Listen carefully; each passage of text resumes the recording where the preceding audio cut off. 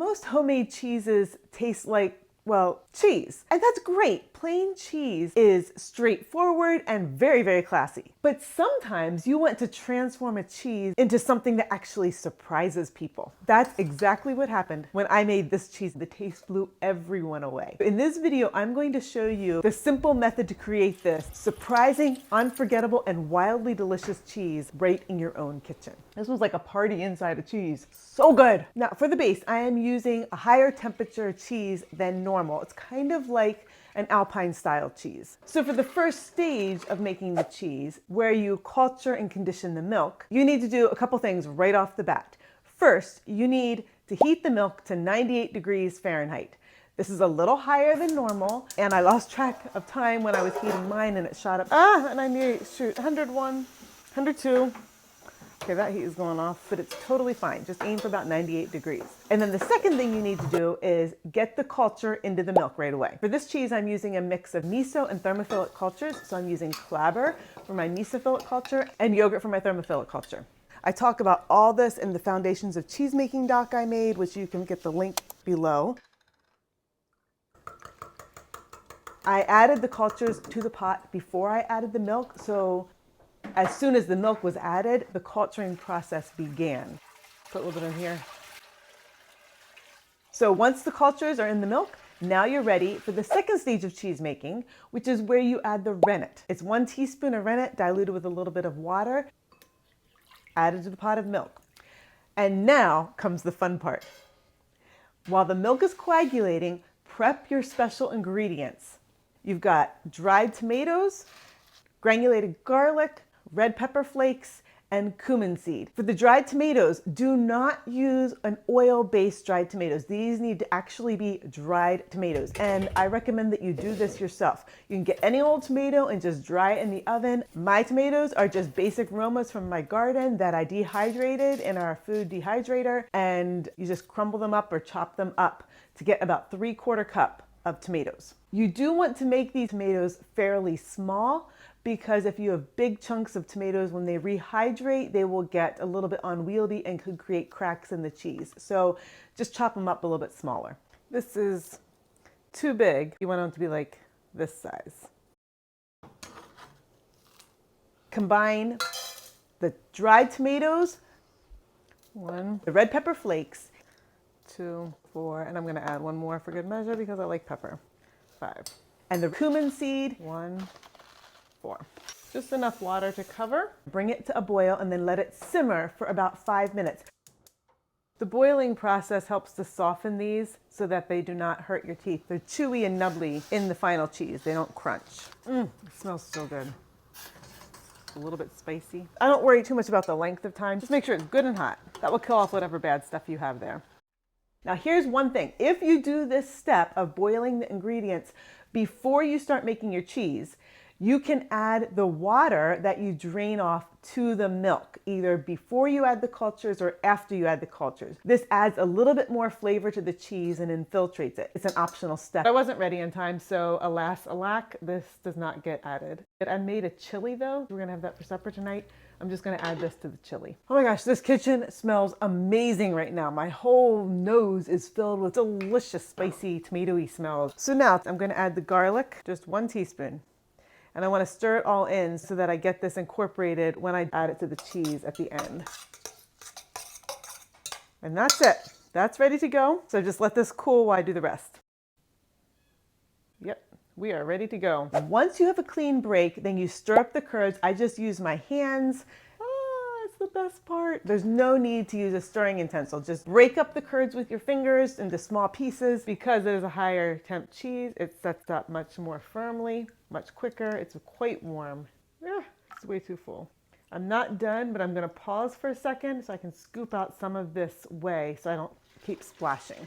Now I can continue stirring. When cheese is this hot, you kind of have to move quick before it locks in too much moisture. Most of the curds are all broken down. I'm still finding some like that, which I just mush up. I'm gonna turn on the heat now, on low, set the timer for 15 minutes, and try to bring the temperature up to 118 degrees fairly quickly. I'll be stirring it the whole time, breaking up lumps as I see them. making sure this doesn't mat. At the 110 degree mark, it gets a little bit too hot to stir with your hand, so I will switch to a spoon then. I turned the heat up partway through, so it's at medium heat. It is cranking, my fingers are tingling. I don't know if you can see how red my hand is compared to my other hand. That's how hot this is. It's a little bit painful. Also, excuse the noise outside. My husband's working building a patio for us, and he's running a bobcat. So a couple things I'm noticing. First, this is hot, so I know we're close to temp. Second, this whey is very milky, which makes me think it would make a wonderful whey ricotta. I am not saving it for whey ricotta today. I am going to be setting some aside to wash the shelves of my cheese cave and to cure them to help make them a little bit more stable. I'm pretty sure we're at 110 because my hands hurt. Oh yeah, we're at 112. Just gonna keep it going. We are at 118. Cutting the heat. This is how the curds are right now. Starting to mat a little bit. They feel a little rubbery. They feel soft and boingy. I'm going to give them a squeeze test. Squeezing pretty hard. They're leaving indentation. They're crumbling apart, but they're a little bit, it's a little bit hard to crumble them apart. I bet these are pretty much done, but there's a little bit of moisture in them still. I can feel that, the sponginess of them. So, they're a little bit wet still. So now, oh, it tastes so good. Oh yeah, look, see, there's a wet curd that just came up. It wasn't cut properly. You break it open. Can you see that shine? That's where I'm having some trouble. That's where you don't want whey, that pocket of whey in the cheese. Once they are to temperature, continue to stir the curds for another 15 or 20 minutes. I think this is done enough. They feel bouncy, a little springy, like that. They just kind of moosh, moosh, moosh. So I'm gonna let these rest for just 5 minutes so the curds settle. It's time for the fourth stage, which is where we assemble the curds and get them into their final shape. One of the tricky things about this high temperature cheese, it tends to stick to the cheesecloth. So I am going to be dipping the cheesecloth in whey to help acidify it. I'm going to have several cheesecloths in case it starts to stick a little bit and I can switch them out. And I'm going to flip the cheese every 10 minutes in the beginning, like really fast to keep it flipping. The curds will mat together nicely and quickly, so I don't need to worry about it falling apart when I flip it. I just need to stay on it and flip, flip, flip so that it won't stick, hopefully. I'm actually gonna dunk all three right now, so they're ready to go. This is just gonna be my cheesecloth bucket. I will pull them out as I need them. Time to pitch the curds. Nicholas, can you come help me, please? Beautiful. Now, you can stir these ingredients into the curds and mix it all together. However, if you do that, you will see flecks of tomato and cumin in the rind, and they can attract mold. So this works if you're going to do a vacuum sealed cheese. However, if you want to do a natural rind cheese, then you need to layer in the ingredients within the cheese so that the rind is smooth and complete and does not have any of those ingredients poking through. That is what I want to do this time. Just gonna crumble up some curds and get them all on the bottom. I'm gonna try to make it fairly thick so they don't ooze out. Take some of these peppers and just grabbing a few, and I'm putting them around the bottom in the very center of the cheese. Each time I have to wash my hands. Ah, and look at the whey running onto the floor. This was not smart. Dum dum dum dum. The one thing about making cheese is it gives you plenty of options for washing your floor. I'm especially trying to stack them around the sides to create an edge, a little indentation in the middle like a nest. This time I'm doing a more flat layer because this curd is really sticking together. See, it's stretchy, it's sticking together. I'm just gonna like splot that down on top and then really smear on a layer. I'm not normally nearly this finicky when doing a cheese. So that's all the spice. And now I'm gonna put longer, stringier cheeses. I'm just gonna lay these around the top as neatly as possible to seal it in. Kind of like you're putting sod on a yard. It's kind of cool.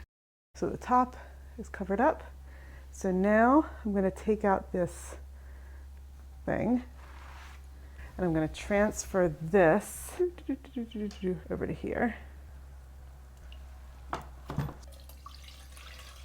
Alrighty, flip one. It has not even been pressed yet. It is still just sitting there. We're going to see how much of this is showing through. I'm nervous. Look at that. But maybe that's just the juices. It is a little bit crumbly. There's something. Okay, I'm gonna flip this. It's not sticking. So far, so good. There we go. As I pull this up, I'm going to be putting some cheese bits where I think it might be leaking. Boop, boop. Kind of like plugging holes. Okay. think it's okay so far. It just looks gnarly. Now we're gonna do the first actual press with a follower and weight, but it's not gonna be much because I do not want this to stick to the cloth. Hardly any water. Whey is running out like mad now. Oh, it's not sticking. I'm so relieved. A few bits of tomato are peeping through. Actually, that comes right off. I'm not gonna worry about that yet. I can always tweezer stuff out if I have to. Okay, I'm gonna add a smidge more weight.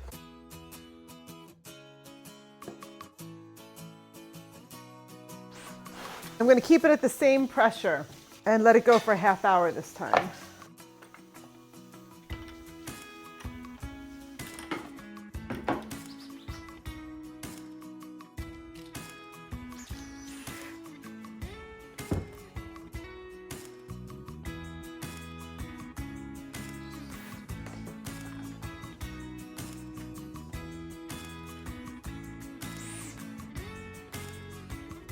It's going to sit at room temperature overnight. Room temperature right now is around 65, 70 degrees.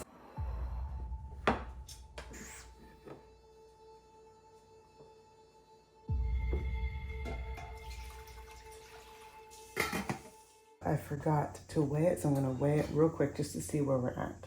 It smells delicious and buttery. Staying together, there is no cracking. 8 pounds, 12 ounces. So it's 32 hours, 34 hours. Before bed, I'll take it out tonight.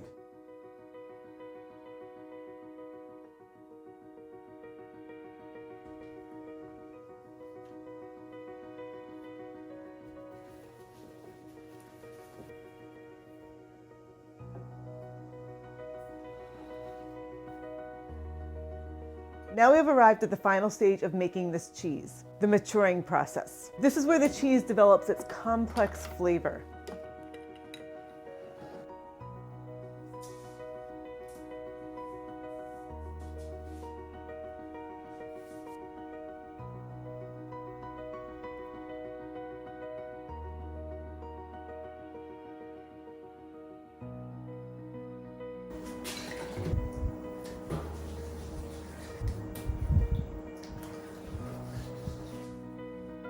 Was already super covered in blue mold, and I brushed it off without realizing that I needed to film it. And here it is again. Oh, come on. It is just a really blue mold cheese. I'm not sure if that's because all the stuff that's in it or something else, but yeah, you can see how fuzzy it looks. I'm gonna go get my brush and I'm gonna be brushing this off again. It's actually looking really good once you brush that off. So, and it feels really nice.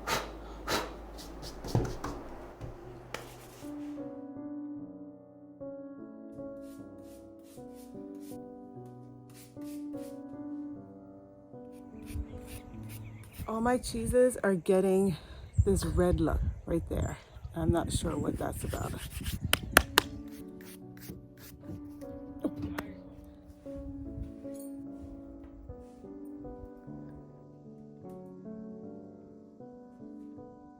It feels very firm, but it is a little bit of a give to it. There's this red mold that's coming up in the cave a lot, don't know why.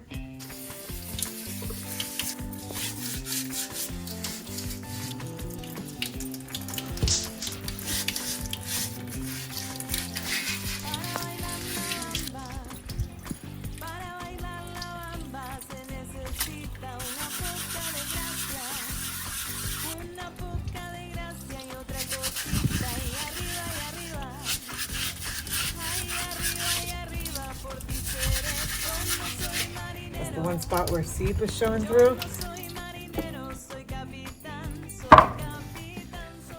It has been air drying. It feels waxy and pretty soft. It smells waxy and funky. So let's cut into this and see how it is.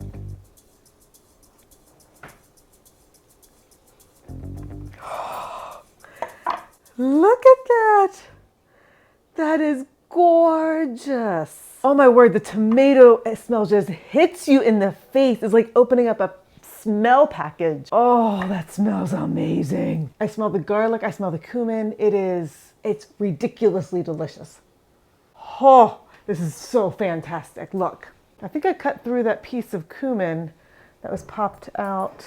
Yeah, and look, that's where the cumin is, and going inside, it's just like a little spot. So it wasn't a big deal at all. No mold traveled in. Well, clearly bends.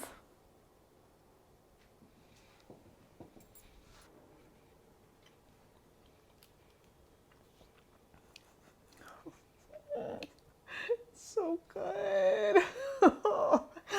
Oh my gosh.